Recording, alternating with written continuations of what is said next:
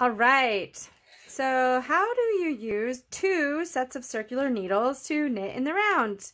I'll show you how I've been doing it with this sweater messenger bag from Lions brand, a free pattern on their website that I just saw, and I really loved how the cabling looked, and I had this yarn and I really wanted to make it in this color. So I tried a couple of different things when I first started and ended up coming around to using the 2 sets of circular needles.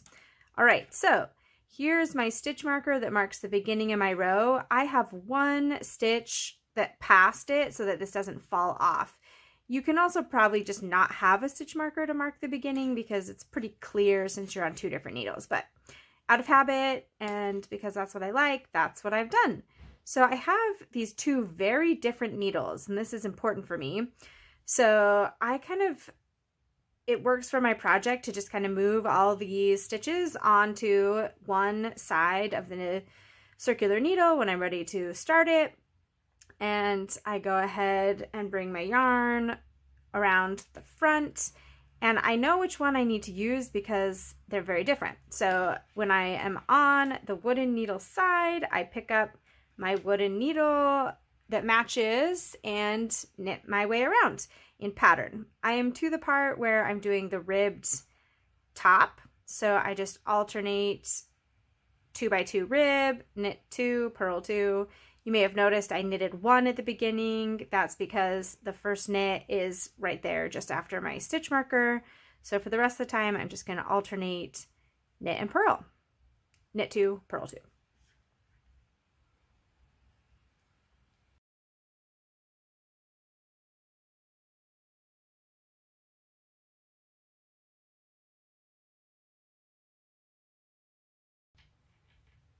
Okay, here I am, almost at the end. And I'm gonna knit that last stitch, and I'm done with this. So now, in order to move to the next one, I don't want any of these stitches to fall off. So I just go ahead and pull my work so it's in the middle, all on that cord. And then I'm just gonna flip it over and be ready to do the back side of this bag. So once again, I'm going to slide all my stitches onto the needle. If you're doing something bigger and you have a lot of stitches, you don't have to slide them all on there. I could just slide some, but since mine fit, I just slide them all on at this point since I'm sliding anyway. And I am on my resin needle, not my wood needle. So even though my wood needles are kind of hanging out here, I'm going to just ignore them, and I'm going to pick up my resin needle. And the yarn can get a little bit tricky. It's kind of wrapped around here, so sometimes I just move my wooden needles or whatever ones I'm not using to the back so they're not distracting me. And then I pick up my yarn, get it ready. This would also work if you were knitting English style. Just make sure it's not looped around any of the needles. It's here directly next to my needle, not wrapped around this one, so I am ready to go. And I'm just going to keep doing my alternating 2 by 2 rib. I also really like starting each needle with a knit when I can. So I split that knit 2 there that's in the middle so that I could have knitting be at the beginning of both of my needles.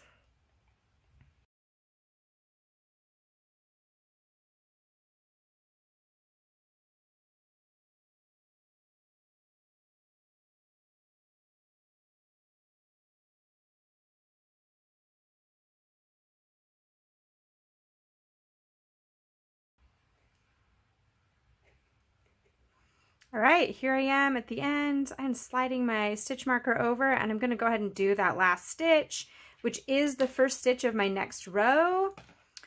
And there you go. That is how I alternate between 2 sets of circular needles, not double pointed needles.